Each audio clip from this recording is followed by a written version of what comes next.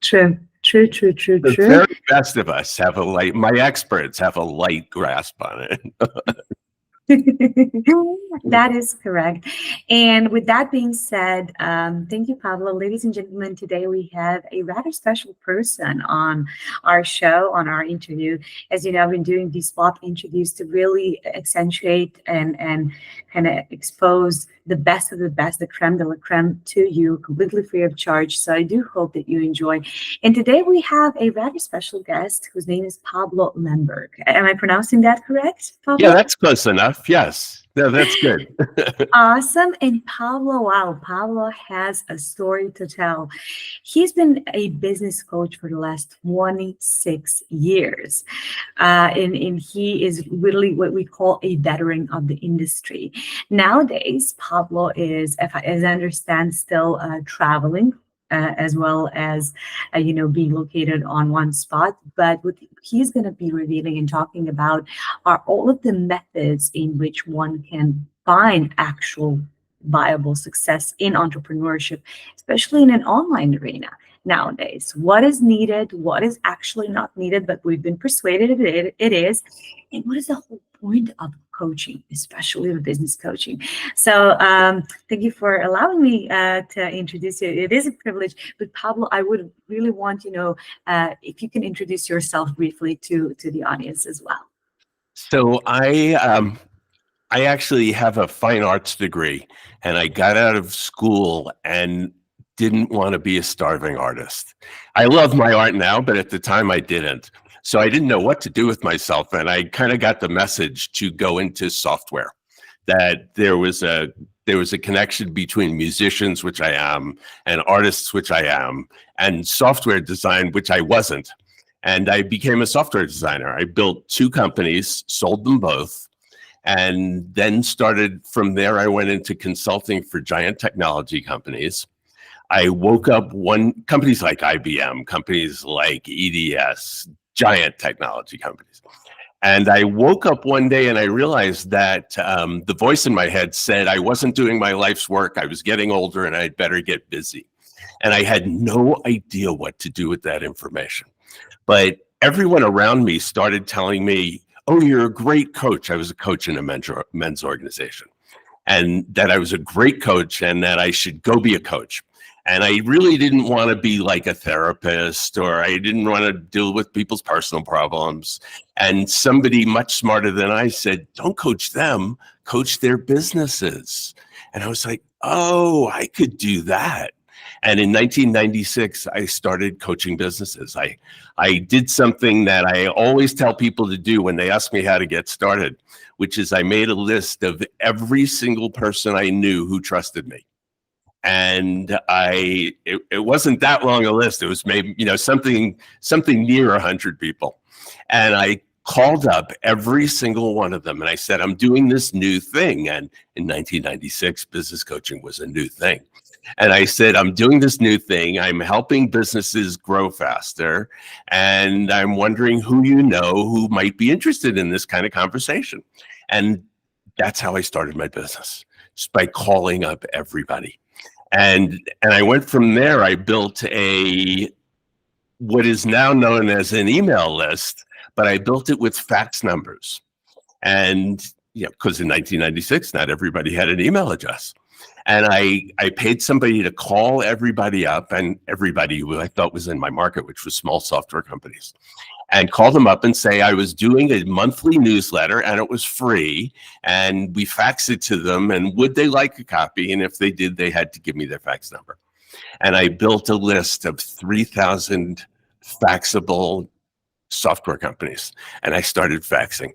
And the first one was terrible and did nothing. And the second one was terrible and did nothing. And the third one worked and brought me 3 clients. And I've been doing this ever since. So it's in this entire time. My mission, simply stated, is changing the world one entrepreneur at a time. And that's my mission. That's my goal. That's what I do. I've been doing it this entire time. And that was probably a much longer introduction than you were hoping for, but there it is. No, it's brilliant. It is quite impressive, I have to say. I've heard of email list building. I'm so doing it myself, but this is definitely a first one. So I never heard of the fax a list building, which is quite remarkable, I have to say. Now, to that extent, you mentioned something at the very beginning. You said like you didn't want to be people's therapist. You didn't want to, approach their personal problems. Now, speaking as an expert, as a veteran of the field, what would you say is the difference between, let's say, training and coaching and therapy? So what would be the clear distinction, and where do you see yourself? After all this time, are you still adamant on, no, I'm only coach, or do you see people yourself perhaps overlapping with other categories, such as, consultancy and therapy maybe as well? People who know my work say you're as much of a coach as you are a consultant, because I've been in business for a long time. I've coached a lot of businesses in like a jillion different, jillion's a great word, jillion different industries and different kinds of entrepreneurs. And I know a lot about how businesses work. To me, everybody says stop that. That's my phone and it calls my name. It's a song I love and it happens to start with that line. Okay. Okay, and we'll turn this sound off so it doesn't happen again. I know a lot about how businesses work, and everybody thinks their business is different. Everyone. I defy anyone to tell me that they don't think their business is different. And yet all businesses have basically the same moving parts, and they all work in very, very similar ways. So from that perspective, I am a consultant. I understand how to consult with people to make their businesses bigger. But as a coach, you will not meet an entrepreneur who thinks they have free time. And if you tell them you're going to offer them more things to do, most entrepreneurs will tell you, I don't have any more time to do any more things. And I don't have the resources to do any more things. And that's because they're being good entrepreneurs. What kind of entrepreneur would have free time? Where would they get it from? They're supposed to be using all their time. As a coach, a lot of what I do is help people figure out their priorities, which you can't get from a training system. And I help them, once they figure out their priorities, how to execute on their priorities and how to get what things done in what order. And that's a huge, huge thing. Can you give an example, like from an actual person, an actual kind of client that you've had? Can you get us a step closer to understand fully the impact of what you're doing? I'll give you a really simple example. If we were talking about people with very high dollar clientele, so they don't really need thousands of people. What they need is like 6. Yeah. So that gives you a very different way of going about business generation. And a lot of people think they have to build funnels. You don't have to build a funnel if you're trying to get 6 customers. What you have to do is figure out who are the 6 people you want to work with and call them on the phone. And getting someone to switch from building a funnel to building a whole marketing system. I teach classes to coaches on how to build their businesses. And they're all worried about like online marketing. And it's like, you don't have an online marketing problem. What you have is I got to pick up the phone problem. So that would be a simple example. Another example of this would be somebody who thinks where they have to put their energy right now is in building a new website. They have to get their website. How many times have you heard that? Oh, I can't really get my business going until I get my website going. And they're spending all their own energy on the website and technology and things like that. And I say, that's not really what your problem is. What your problem is you have to get your messaging right so that when people hear you speak, they know what you're about. And it's a very different, building a website is great, but if you don't have your messaging down, your website is going to be worthless. And your website isn't really what you need if you don't have that kind of communication going. So if we change your focus to, let's figure out what the communication needs to be, we can transform the company immediately. So those are pretty trivial examples, but they give you an idea. People tend to work on the wrong things, and all the courses and all the training material in the world won't help them do that. Okay, that makes a lot of sense. Another thing that coaches do is coaches break the work into chunks. So if I hate it when I buy a course and the course has 24 steps to it. I'm looking at something right now. It's an email marketing program, and it's got 24 steps to it. And I don't know, I'm ADHD. I don't want 24 steps. I want these things in simple little chunks and tell me what to do. And that's one of the things that a coach will do. A coach breaks up the work into the appropriate size chunks and then provides accountability so that those chunks get executed. I see. And I definitely agree with you. And I am happy to tackle the ADHD topic a bit later in our second part of the interview. But, okay, I have a big question for you. This is going to stir some deep waters. And I'm just going to, and I was like on a fence, will I ask or not? But I just decided, go for it. I will go for it. So when we spoke, privately, you said that in the last couple of years, you've decided to add some more spiritual components, energetic components into your coaching practice. Now, before I ask you the question, well, no, I'm just going to ask you. So there is this notion, especially with spiritual business coaches nowadays, that some people cannot be successful in business if their energy is not on point, if their emotional body is not on point. And I would love to know your stance on that, simply because we can advocate both sides, right? We've both advised people who have incredibly successful businesses and they lack things in their private life. And then yet again, I do presume that we've also both advised people who are very well off in their private life, but are struggling with their business ventures on the loop. So my question remains, do you think it's possible to lead a soulful, lucrative business without tackling the energetic and emotional part? Well, so in your question is a soulful business, and in a soulful business, the energy is really critical. So my answer, so if that's the question, the answer is no. If you're asking me, can you build a business without that? I would say the answer is yes, but it's harder. It's not impossible.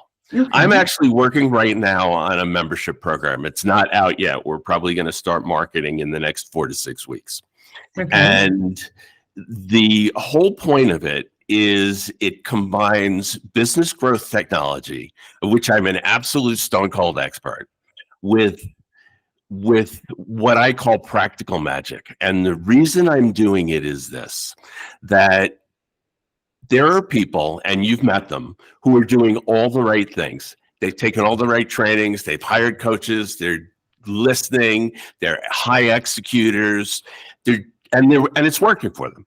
They're just not getting the level of success that they want. They're not getting the level of success in their businesses. And there's also some dissatisfaction in their lives that keeps it, you can make all the money in the world. If your business doesn't make you happy, that's not enough for a lot of people. So the practical magic part is to deal with the internal landscape. Because I believe that if you're doing all the right things and you're not getting the results, it's because the internal landscape is messed up. Your belief system is messed up. Your belief system can be working against you. Your energy may not be consistent. You might be great in the morning, but by the time 11:30 rolls around, you're dying for lunch, and then you eat the wrong kind of lunch, and then you're dying the whole rest of the day. So the practical magic things that I'm talking about are all about lining up the internal landscape so that your energy is aligned with the work that you're doing, so that your belief system is aligned with the work that you're doing, with the way that you deal with what I call the fundamentals. I have this thing that I call spiritual upshifting, which is Mhm. moving from a world of scarcity and lack and fear to a world of love and abundance. And Mhm. I think that if you live in a world of love and abundance, which more than anything else is simply a choice, but it's a choice you have to understand, that if you Mhm. make that choice and choose to live in that world, change the words that you use on a habitual basis, which the words you use on a habitual basis create the environment that you live in. Mhm. So this is not a hard thing to change if you're willing to change it. Figure out what kind of language you use habitually and change it, and use new words and use words which speak to the ease and the love and the abundance and the fellowship and the what am I thinking of? The cooperation. There's a wonderful book called Co-opetition, and it's all about how competition is lame and isn't really what you want, and cooperation with the people who you formerly felt were competitors can yield tremendous benefits. So all my practical magic work is around changing this internal landscape. And it has a huge impact on how people build and grow their businesses and how much they enjoy it. I'm so agreeing with you on that one, especially what you said about the collaboration.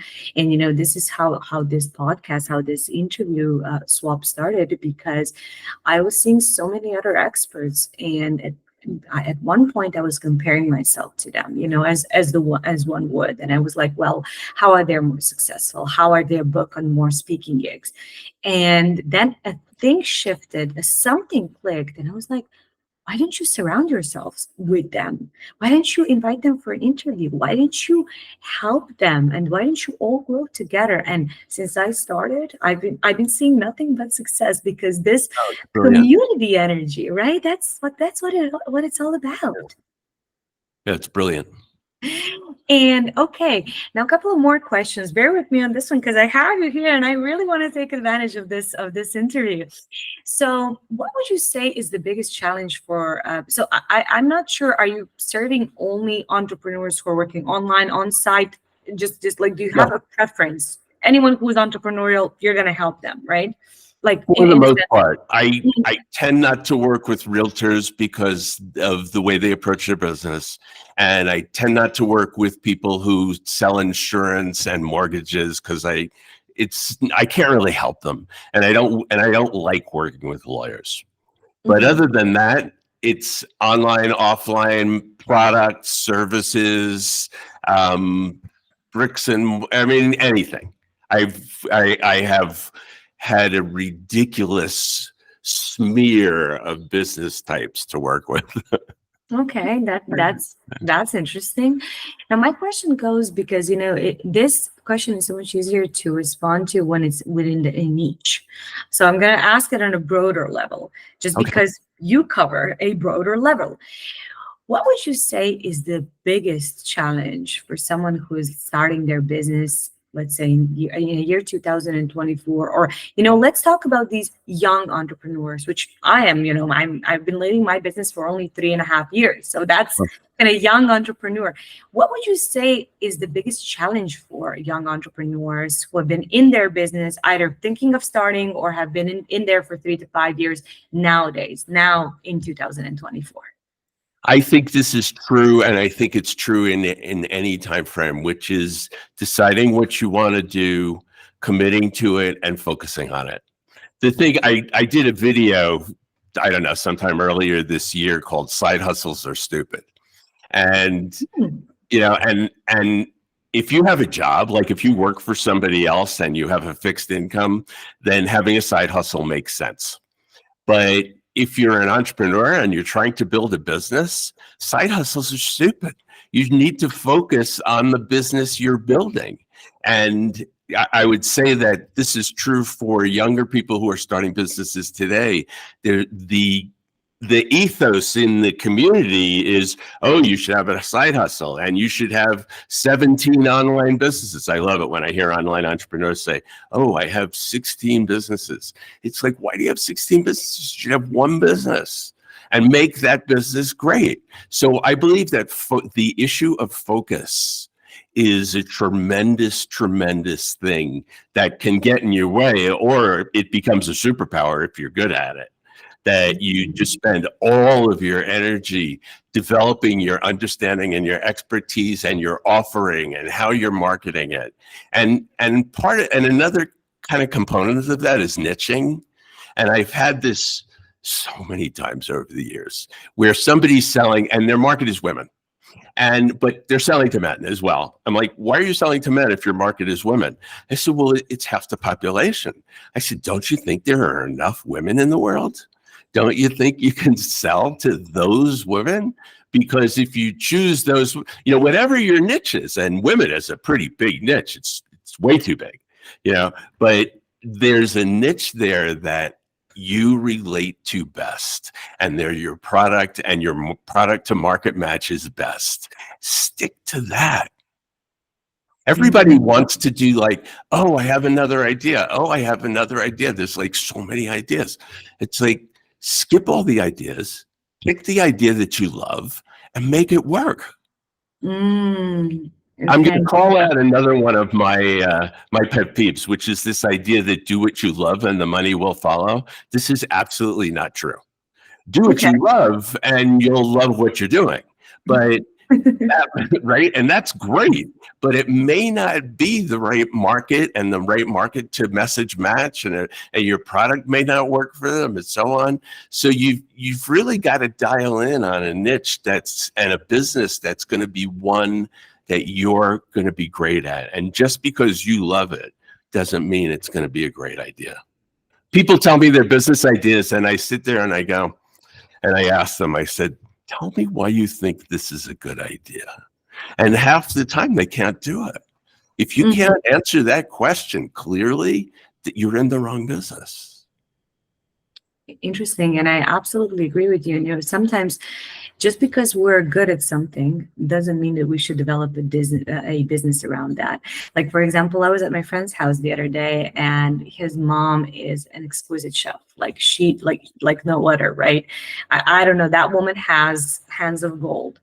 And as I was eating dinner, my friend said, oh, she should really open a restaurant. And his mom stopped and was like, no, I would never. It's a horrible business. Right. And I've been in that business. But here is an example of someone who I mean, she's inviting people for a cookout. They talk about that for months in. And Wow. It's like, so this is how good she is. And she has this exquisite talent to play with food and basically create delicacies. Yet she didn't even think once about opening her own restaurant, just because it's a slaver's job. I mean, I tend to not use this word, but it is slavery. Really, hospitality industry, especially restaurant business. If you're running it and leading it for the first 10 years, it is most likely, yes. It's rough. Now, if you're Gordon Ramsay, that's pretty exciting, and if you really know what you're doing, it's a great business, and you make people happy, and it's wonderful. But I've worked in restaurants. It's not a happy place to be if you're not in charge and know what you're doing. This is not a happy place to be. Absolutely. And now 2 last questions. And the one is relating coaching, since I have a lot of followers who are coaches, and a lot of my clients are also coaches. Okay. And this is a spicy one. I was saving best for last. I dare to say this is the one that I personally am interested in hearing what you have to say about. So, there is this notion of saying, as a coach, you should never coach out of need, only out of desire, because it kind of repels your students, it repels your coachees.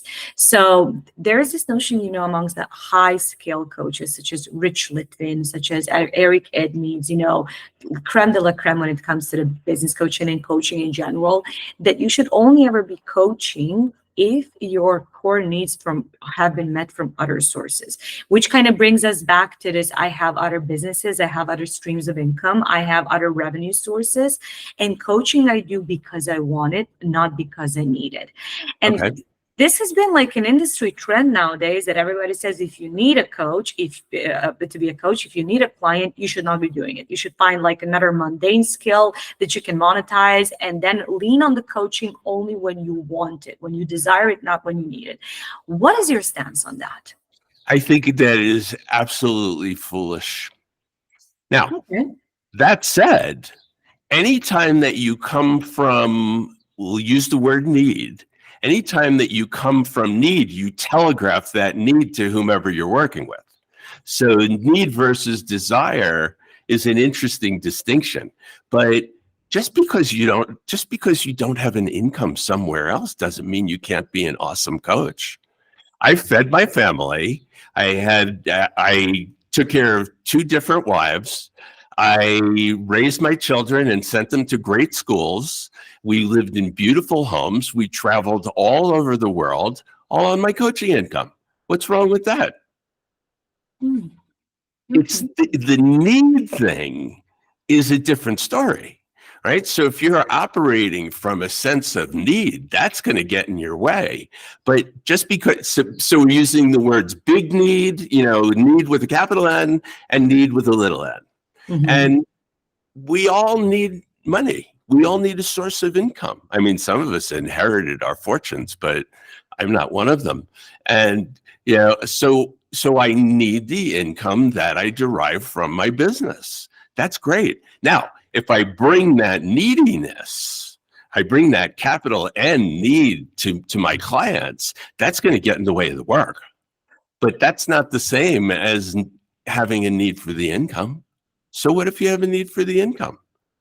I would say that if you want to be a great coach, the best way to be a great coach is to do great coaching. And the more coaching that you do, the better. I've been coaching for, I don't know if it's 26 or 28 years. It's been a long time. It's been since 1996. It's actually 28. That I've been doing this for a really long time, and I'm good at it. That doesn't mean that there's something wrong with having a need for the income. No, I think it's an absolutely retarded idea. And I don't even understand where people think about that, like where that even came from. Neediness is another story. And I think that the people who say that are conflating neediness with an income. Mhm. And how would you diversify the two, on a very practical level, right? Let's say you have a single mom, she decided to be a female coach, and of course, she has bills to pay. So this is where this theory came to be, right? Because she knows who her ideal client is, and she knows when she can or cannot help someone.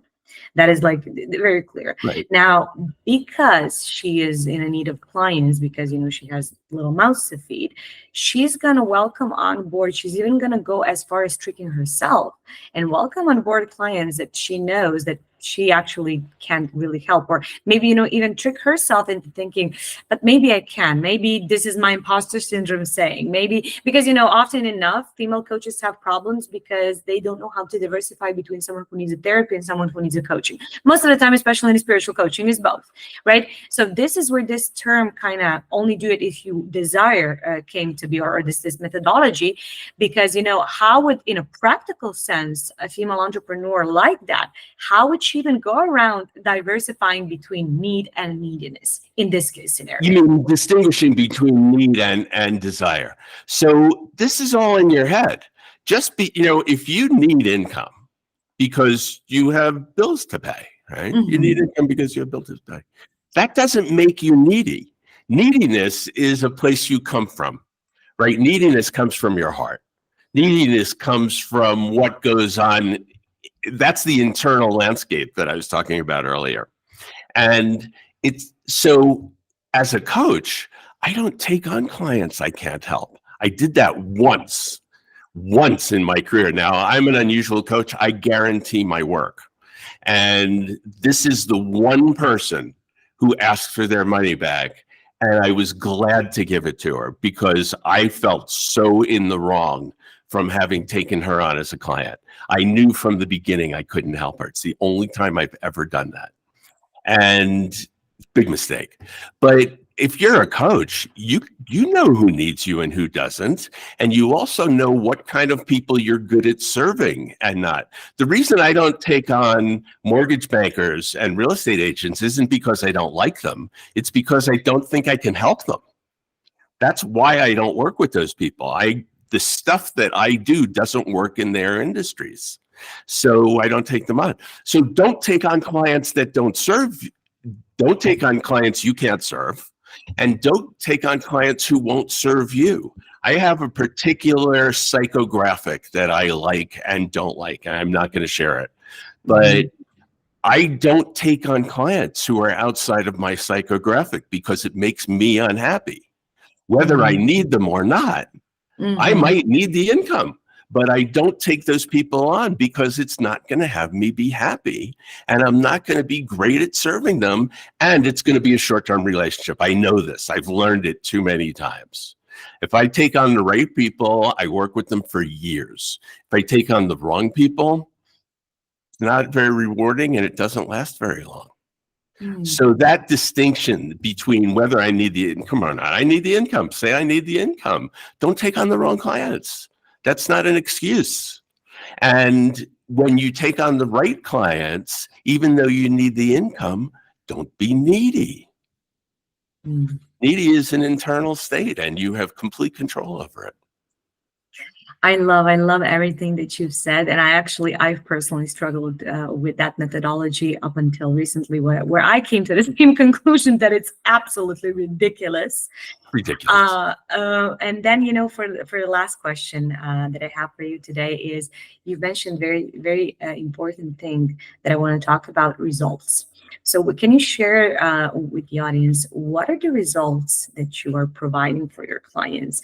And you said something that's very strong. I guarantee results. Yes, no, I guarantee results. It's in my contract. So can you give me an example of the results that you have been successfully guaranteeing and witnessing? And what are the results that you promise to your clients? So one of my earliest clients was a guy who had a business that wasn't making any money at all.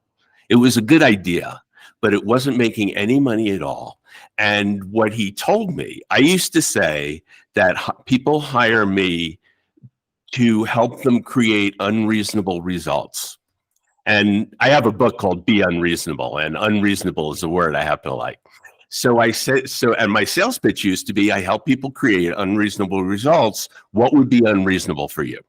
And so this guy who had a business that was doing very little revenue at all said, I want to sell my business for $20 million. And I'm like, wow, that's kind of a stretch from where we are. And I took the guy on as a client. And I helped him transform the business from what it was into something that I thought made a lot more sense. And then one day I realized he should do a reverse merger, which is a reverse merger is where you take a company that exists in the public markets and buy it, so that all of a sudden you don't have to go through all the rigmarole of becoming a public company. You are a public company. So I suggested to him that he do that. He was a finance guy. He knew exactly what I was talking about. He ran with the idea, and within a year, he had actually sold his shares for more than that.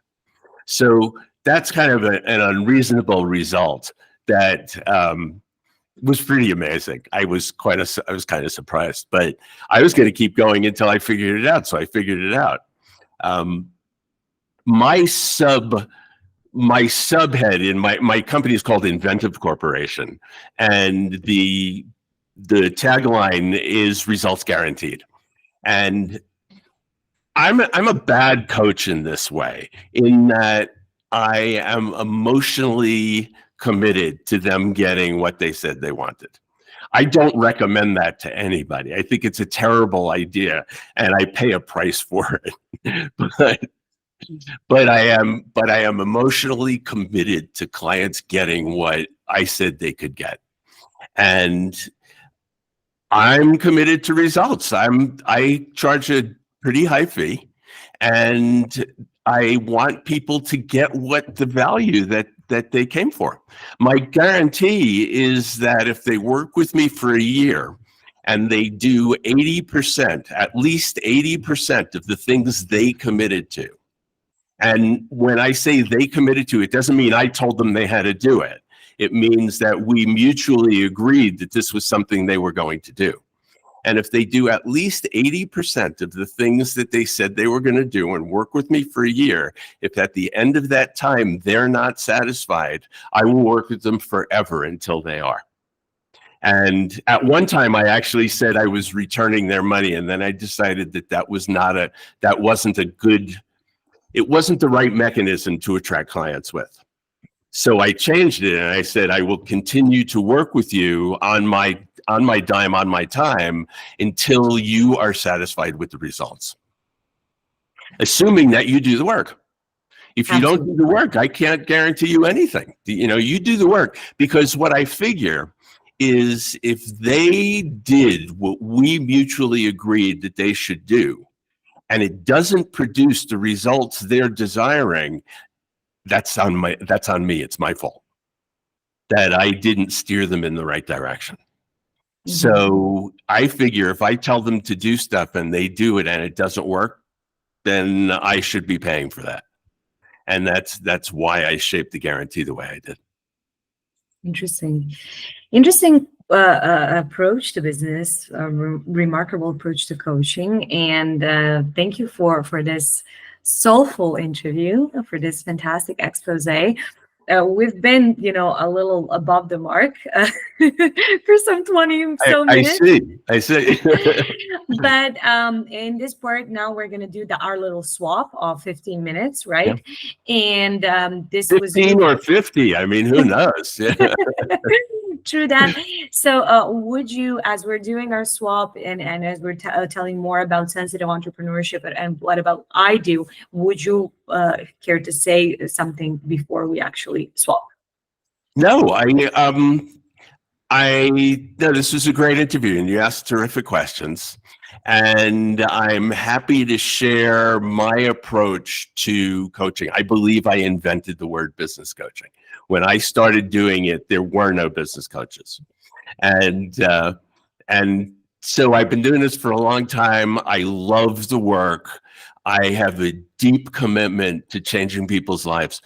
When I was working with giant corporations, I could help them make an extra $100 million, and ultimately nobody really cared. Where if I work with a small entrepreneur and I put another $1 million in their pocket, they care. They change their lives. It changed their lives, yes. Their families' lives, their communities' lives, the people who work for them's lives, their families' lives. I really take it seriously. And I'm thrilled to be doing the work that I do. I got lucky. I did not know that this was going to be do what you love and the money would follow. I had no idea. All my friends were telling me to be a coach. And I still have a saying, which is if everyone around you is wrong, you're not being coachable. Yes. And everybody was telling me be a coach. And I'm going, no, I don't want to do it. And then one day I was like, God, I'm not being coachable. And then I have a little spiritual spin on this, which is I believe that if God is trying to tell you something and you're not listening, God will figure out a way to tell you. And in this case, everyone around me was saying the same thing. And what I concluded was that God was putting that message into everybody's mouth so that I would finally wise up and hear it. And I'm glad I did. So let's switch. Thank you. What a fantastic finale. Thank you. Thank you so much for this. So I'm going to start by introducing myself. For those of you who don't know me, for those of you who do know me, my name is Tana Taylor, and I'm an empowerment, a spiritual coach for high achievers. I mostly work with neurodiverse people. So we're talking about people who are suffering from ADHD, dyslexia, autism, and such. But most of my work is also with highly sensitive individuals who learned how to hide their hypersensitivity to be able to function in today's life and arena. I've been traveling the world, and for the last 8.5 years, I've been moving around, from the shores of Asia all the way through the coast of Mediterranean and then back to Mexico.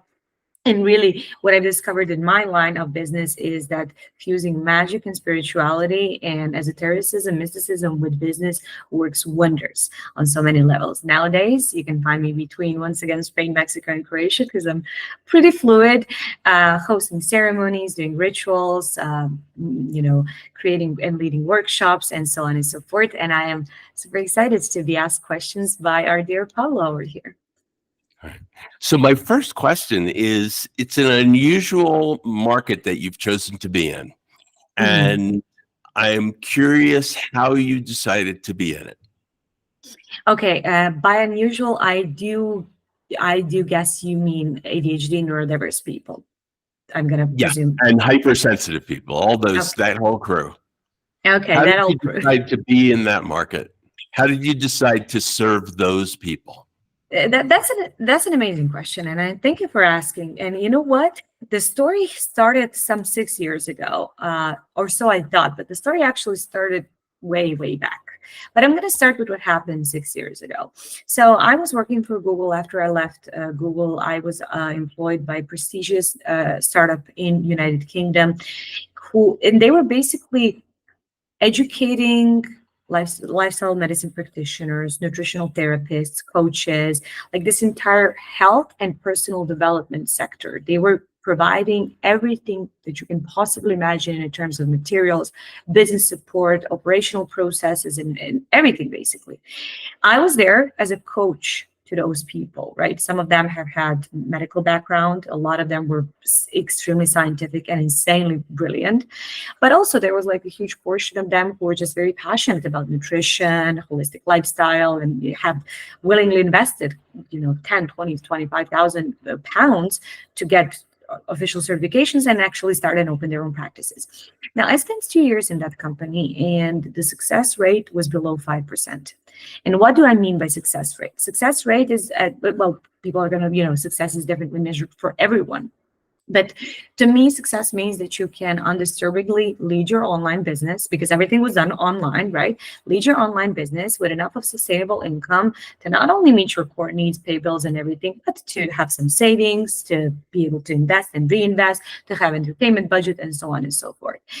And it was quite baffling to see that these people with sometimes double medical degree would be struggling forming and leading their online businesses. And of course, now looking back, it wasn't strange at all, because it's one thing to be a good scientist and a doctor and a professional, and a whole other thing to be a successful entrepreneur. But as I was advising them, as I was listening to their stories, as I was coaching them, because I was a coach and a consultant, right? And during the night I was a student, so I kind of collected quite a handful of these certifications myself. But what I realized is that, there was this tiny portion of them that actually were super successful. And I went on and, okay, why? They all have me, they all have the programs, they all have the same tutorage.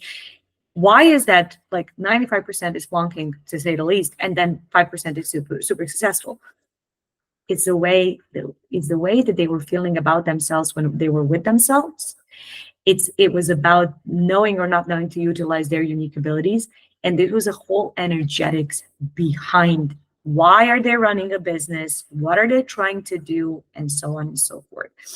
Then, of course, I vocalized my concerns to the CEO, and it wasn't really a solid and fruitful round. So I left the company. I've opened my own business, and for 2 years straight, I consulted not only startups on how to manage their staff and everything, but also coaches and consultants. And the more I've consulted them, and Pablo, it would be insane because I would pour in so much energy, so much work, so much stamina, and they would come and they would feel extraordinary. And they would be like 10. I mean, I have had people, flying from one continent to another just to meet me in person. I've been flown to different countries to give my coaching. But the feeling was there. So we would be raising their energetics, we would be raising their frequency and everything, but the business success didn't follow through. And I was like, what is happening? Why? Because, okay, it was once again 50-50, right? 50% of the people that I've consulted were like super successful, and then 50% of my clients. And I would always offer return on investment, but they were like, but I feel so good. Like, okay, I didn't get where I wanted to go business-wise, but I feel phenomenal. I'm sleeping for the first time in a decade. I solved my emotional eating disorder. I left my toxic marriage of 18 plus years. So, so like the private stuff we would handle, but the business stuff was still lagging. And then I was sitting and talking to friends and investors and business partners. And I realized that I actually kind of struggle with that too. Like, I would have months that are insanely high in cash. And then I would have crickets for other months. Right. Regardless of marketing, sales, like it was literally like this. I was like, but why? It's not like I don't have, the expertise, the MBA, the languages, the connections. It's all there. What am I missing? And the answer came in the shape of a diagnosis, which was ADHD. So, I mean, I know this is a very, very long answer to your question, but I really need to explain why. Because once I understood that the business building and life in general is going to be completely different for me as an ADHDer than from what the most successful business coaches are advocating, I was able to shift my business. I was able to reach consistency, and I was able to help my clients to do the same thing. For example, outreach. Okay, we talk about cold DMing. We talk about getting contact with people, connection, this and that, right? What I came to realize, and this is going to be hard to hear from many people out there, 80% of coaches should not be doing neither their lead generation or be involved in their sales whatsoever. They should delegate that and have that part done for them by someone else. Especially like these long, boring, repetitive tasks, sending 100 emails, well, manually, no one's doing that, but like going into different Facebook accounts, sending DMs, trying to small talk, which is, oh my God, Pablo, the amount of coaches that are selling coaching programs by, do you want to see my lead generation script that brought me 3 million within 3 months? And I'm like, dude, no one can sit. No one who has ADHD can sit, period. Yeah. And we can sit when something is new, exciting, or we are on a deadline, right? But we're not going to sit for long, prolonged, boring, repetitive tasks with absolutely no gratification. We're just not going to do that. And I was like, oh, this is why it's not functioning. This is why it's not working. Because it's a fish trying to climb a tree, right? They shouldn't be... Nice. They shouldn't be messaging people. They should look, what am I special for? And what is special about me? What is my unique ability? And how can I leverage that to actually make a sustainable income, but also to make an everlasting impact? For example, let me give you an example. There's this guy I know, and I know, and I only coached him briefly. But he came to me, he was like, I'm not interested in paying no more business coaches. I paid so much money, nothing works. And what you say, if everything around you is crazy, then you're not coachable. But I gave him the advice, and it was just recently. I was like, okay, but you're doing all of this online and you're a completely on-site person. Why are you even doing this online? Well, I want to be location independent. I was like, okay, and what else? And he was like, well, that's basically it. And I was like, and who says you cannot be location independent if you have client here, client there? You're selling upscale coaching anyways. You can afford to fly to your clients if needed be. I was like, why don't you just organize a meetup, a digital on-site meetup where you're going to actually chat with people in real life, and where it's going to be like everyone is going to introduce themselves on a microphone, say a bit more about what they do, what they're searching for, what they're providing, and stuff like that. He did that. That very evening, he got 2 clients. And, things like these. So ADHD manifests in our life in so many different ways, shapes, and forms, but so does in our own business. Rejection sensitivity, like we know the numbers. What are the numbers? The numbers in sales are, if you do 10 sales calls, like, of course, here I'm gonna take out of the equation those people that you've pre-prepped, like people, okay, you meet someone, you go for a coffee or lunch and blah, blah, blah. This is this is not a sales process that people normally Right. use when we're Right. talking about building a business, right? Let's talk about general sales process. You meet with someone for 15 minutes, they listen to a demo presentation, and they, in the end, they either invest in you or they don't, right? What's gonna happen?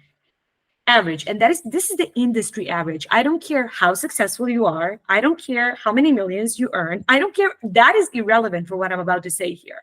Okay. From 10 sales calls, you're going to close 3 if you're a rock star. 4 if you're a super rock star, it's 3. If you're a super rock star, it's 3, which means that how many no's are you going to get? You're going to get 7 to 8 no's after. Right. So RSD is not a good thing for a salesperson. And people are like, but what? I was like, hey, you should not be doing this. You should pay someone commission to do this for you. Sales-based commission, closers, sales-based, commission-based appointment setters. There is a way. But you have a rejection sensitivity, which is heightened when it's your product, when it's your service, when it's you. Because you know that I have a lot of salespeople who come to me like, why can I not close for myself? I was like, well, 2 things. Either you are not convinced that your service is what you say it is, or you just can't, and there's no way around it. You know what's funny? Yes, tell me. What's funny is I definitely have RSD in my personal life, and not at all as a salesperson. Not in the slightest as a salesperson. But I will say that is probably the case because and that's probably due to your 26 years of experience. That could be, and I was selling before that. So I was selling for 15 years before that, right? So I think you have a lot of sense mileage. of rejection as a salesperson at all, and I'm a great closer. But in my personal life, I have total RSD. Yes. So it's quite interesting because, with all of the autistic and ADHDers, autistic people and ADHDers, I would see it's either one or the other. And it always is like that, right? So if their ADHDism isn't really rampaging in their business, it's rampaging in their private life. Interesting. So most of the time I would be like, okay, so your business is going fine. What is your ability to connect to people? What is your ability to have a profound, visceral connections on a day-to-day basis? How many hugs did you get today? How many hugs are you going to get tomorrow? How open you are and susceptible you are to intimacy that's non-sexual. So you said something to me where you said that most of the people who you meet who are neurodiverse have no idea that they are. Yes. What would be, and you've been speaking mostly about people with ADHD, what would be some of the signs where someone could go, oh, I'm one of those people, and seek help for it if they need help for it? Like, what would you say it distinguishes those people? Wow, this is a huge one. And I would say, first of all, I just want to kind of preface this by saying I am not a medical expert. And self-diagnosis is not really something that I encourage. I always say if you are doubting of a diagnosis or something similar, go to a medical practitioner, go to a proper psychiatrist in this case, because only a psychiatrist can actually, psychologist to a certain extent, but it has to be psychiatrist, especially for ADHD. How can you recognize? Okay, Have you always been different? Ever since you were a little boy or a little girl, there was something different about you, you know? Sometimes you were speaking too fast, or perhaps you weren't speaking at all. And you blabbed out the most personal things to other people in a glimpse of an eye. And you still sometimes tend to do so. So those people with no filters. Very much so. Very much so. So also then you're criticized, right? Because it's not a standard norm to actually speak about how we actually feel everywhere we go to everyone. Right? Then the second biggest pointer, chaos. I don't know, is your bathroom a chaos? So you have makeup all over, but you're a man. So I would say, how is your car or how is your desktop? When you wake up and you turn on your computer, do you have a gazillion tabs open and you feel like you just cannot loads of them because you may need them afterwards. It doesn't matter if they're in your bookmark. It still feels good for you to have them all there. You are very sensitive to criticism and you take it quite personally. So it can be professionally or in your private life. Where ADHD is mostly in the private life because you've been criticized around the clock all your life. If you haven't been criticized by your parents, you've been criticized by your peers, you've been criticized by your teachers because they cannot understand, why can't you just sit quietly? Why can't you just, do something that everybody else is capable of doing, like drawing something, even though you hate drawing and even though you would rather be out and about, frolicking in the field. No, you have to sit here. And this is, if you've been told by your teachers that you are a hot mess, Dennis the Menace, I think, was the movie. I'm pretty sure Dennis the Menace had ADHD. Oh, yeah. Well, certainly the guy who wrote Dennis the Menace had ADHD. Absolutely. If you're able to enter the room and you can actually feel what this person is, what the entire room is feeling, and then what each person in particular is feeling.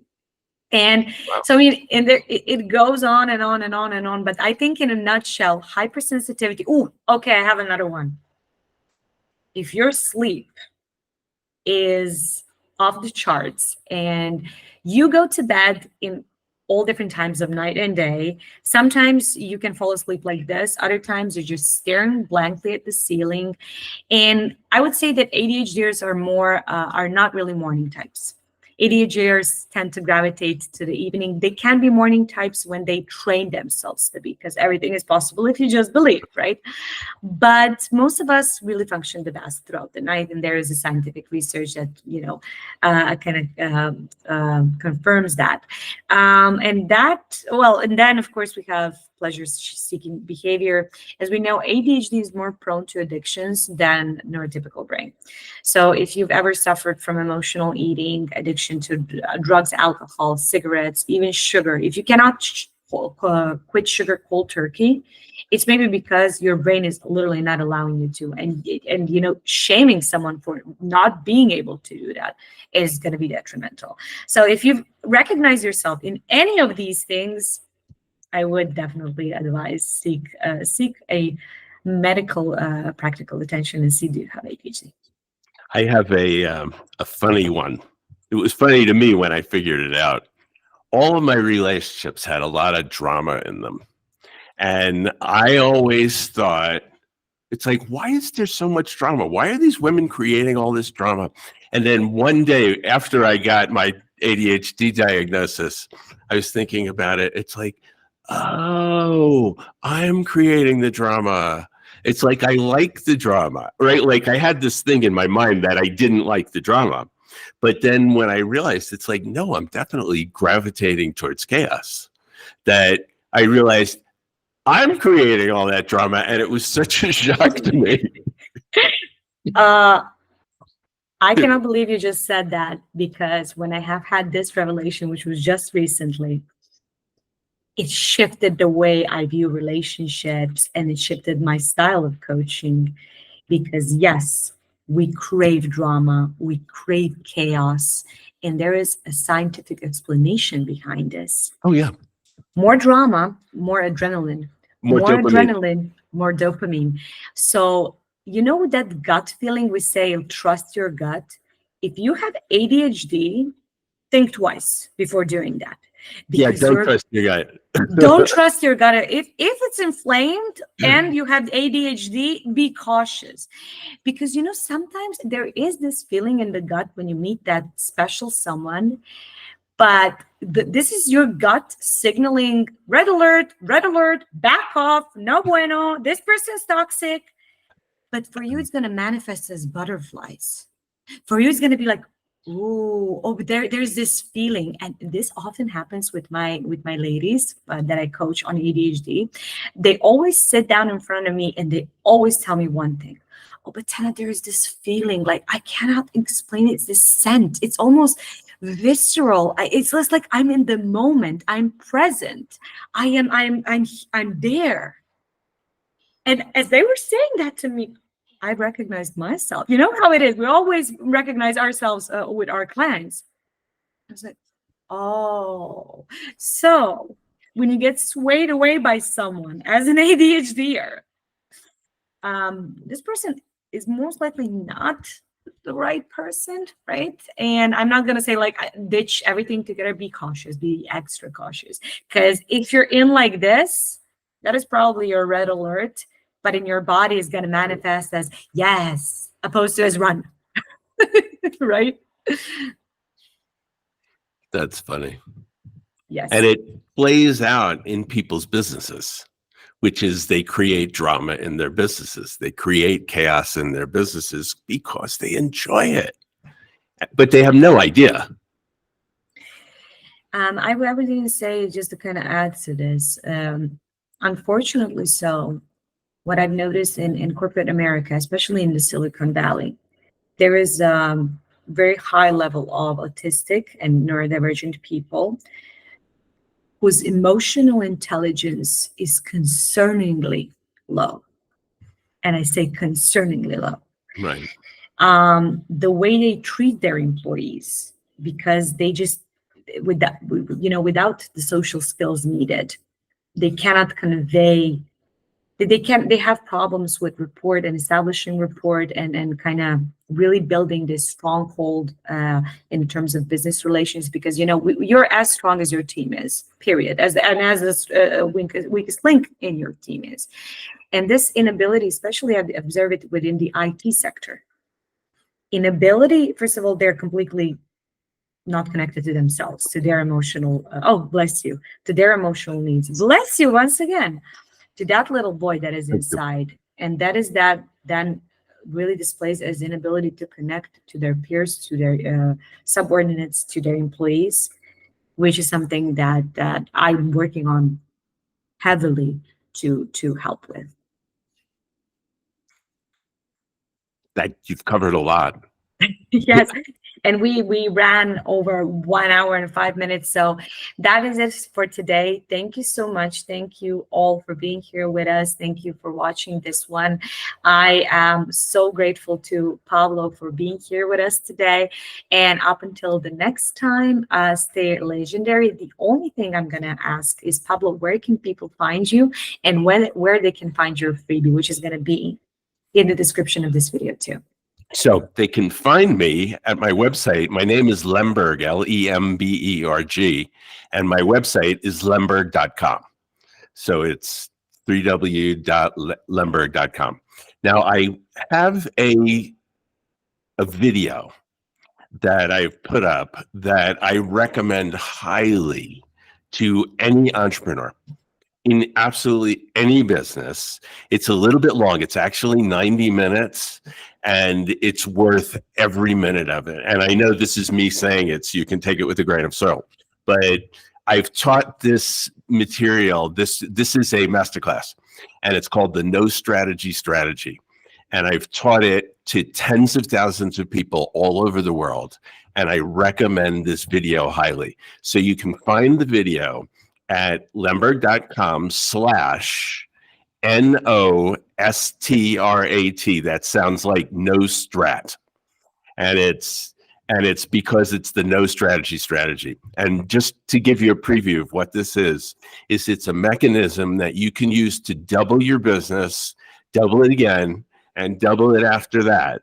And by taking simple steps that are kind of can't fail steps. And it's a whole slew of simple can't fail steps that don't put your business at risk, that don't require you to work very hard to do them, but will be literally transformative of your business no matter what your business is in. And I really recommend it highly. I think it's a terrific video. So go watch it. Thank you, Pablo. Thank you so much. Please click in the link description below, or if you're watching this on Facebook, in the description next to the video. And once again, we're very grateful to Pablo for being with us here today. All of you, if you want to reach out to Pablo, I'm going to also link his profile. And that's it for today. Thank you all. Thank you, Tana. And thanks for putting this together. This is really a great idea that you've got here. So thank you. Thank you. Okay, let me just stop recording.